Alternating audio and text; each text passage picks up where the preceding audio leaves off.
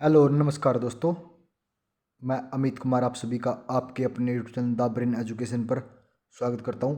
I hope सभी अच्छे होकर अपनी तैयारी को ऐसे ही कंटिन्यू रख रहे हुए। तो इंडिया जीके की एक और वीडियो में आप सभी का स्वागत है।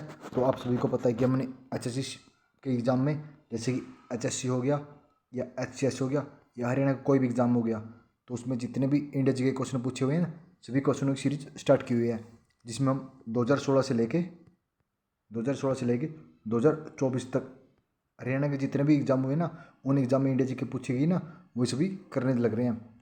तो चलो अपनी क्लास की शुरुआत करते हैं।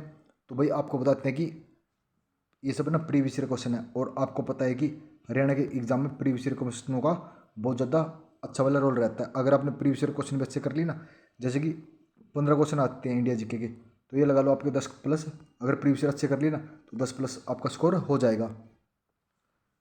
तो चलो अपनी क्लास की शुरुआत करते हैं। आज आपका पहला क्वेश्चन है, भगत और संगीत सूरदास किसके समकालीन थे? तो ये किसके समकालीन थे? अकबर के समकालीन थे। सुप्रसिद्ध कुतुब मीनार का निर्माण किसने प्रारंभ किया था? तो कुतुब मीनार का निर्माण कुतुबुद्दीन ऐबक ने प्रारंभ किया था। दिल्ली प्रशासन करने वाली प्रथम महिला कौन थी? तो दिल्ली प्रशासन करने वाली रजिया सुल्तान थी। तो रजिया सुल्तान का मकबरा कहाँ पे है? तो कैथल जिले में। किसमें? कैथल जिले में रजिया सुल्तान का मकबरा है। एशियाई सिंह का घर कौन सा है? तो एशियाई सिंहों का घर गिर नेशनल पार्क है। किस संविधान संशोधन के द्वारा मतदान उम्र 21 से कम कर 18 की गई थी? तो कौन सा संविधान संशोधन था जिसमें उम्र को 21 से घटाकर 18 कर दिया गया था? तो 61वां संविधान संशोधन। तो 61वां कब हुआ था? 1988 को हुआ था, और 42वां 1976 को हुआ था। मूल संविधान में भारतीय नागरिकों को कितने मौलिक अधिकार प्राप्त हैं? तो 7 मौलिक अधिकार प्राप्त है, लेकिन अब तो 6 ही रह गए, एक संपत्ति का अधिकार को हटा दिया गया। प्रथम पंचवर्षीय योजना किस अवधि में पूर्ण हुई थी? तो प्रथम पंचवर्षीय योजना 1951 से लेके 1956 तक। भाई आपको एक इंपॉर्टेंट टॉपिक बताता हूँ, जितनी पंचवर्षीय योजना नहीं है, पंचवर्षीय योजना, उन सभी को अच्छे से कर लो, क्योंकि कोई भी एग्जाम हो, जैसे कि दिल्ली पुलिस, एसएससी, आरआरबी, या कोई भी वन टाइम एग्जाम हो, या यहाँ तक कि यूपीएससी में भी पंचवर्षीय योजना से रिलेटिव एक क्वेश्चन पक्का पूछा जाता है। भारत में 10 चलनी मुद्रा प्रणाली कब लागू की गई? तो 10 चलनी मुद्रा प्रणाली अप्रैल 1957 में लागू की गई थी। राष्ट्रीय प्रतीक कब अंगीकरण किया गया? तो राष्ट्रीय प्रतीक 26 जनवरी 1950 को। विद्यमत गुम्बज, गोल गुम्बज किस राज्य में? तो गोल गुम्बज किस राज्य में? तो ये कर्नाटक राज्य में है। वह पहला भारतीय कौन था जो न्याय के अंतर्राष्ट्रीय न्यायालय का अध्यक्ष बना था? तो कौन था वो? नागेंद्र सिंह थे। देश का सबसे लंबा समुद्री तट कौन सा है? तो ये मरीना बीच है। किस वर्ष पिन कोड लागू किया गया? तो पिन कोड 1972 में लागू किया गया था। Most important question, pin code 1972 में लागू किया गया था। भारत में किस वर्ष नापतोल की मैट्रिक प्रणाली प्रभावी की गई थी?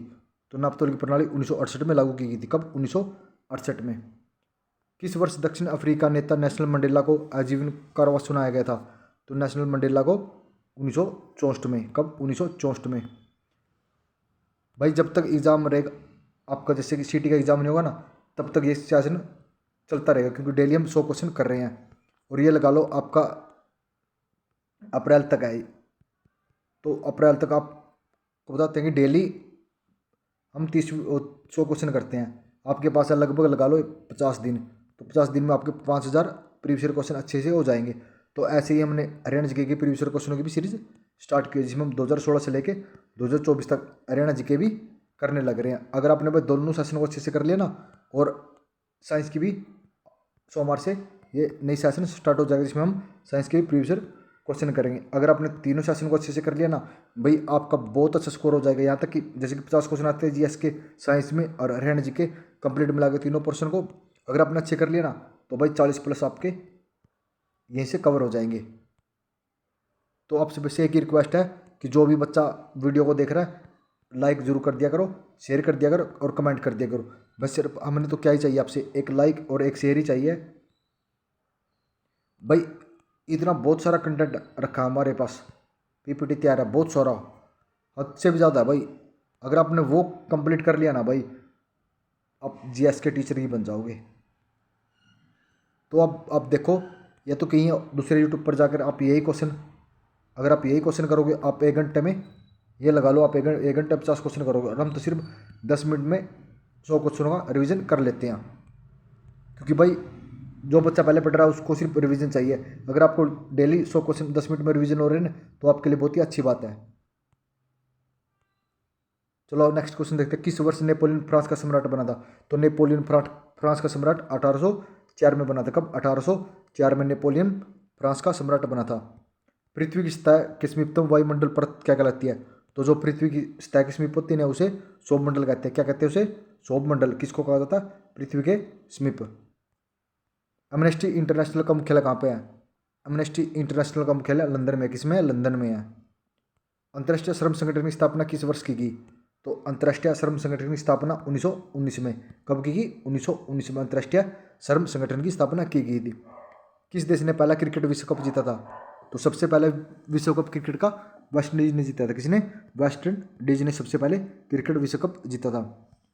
निम्न किस खेल के साथ विलिंगटन संबंधित है? तो विलिंगटन का संबंध लॉन टेनिस से। किसे? लॉन टेनिस से।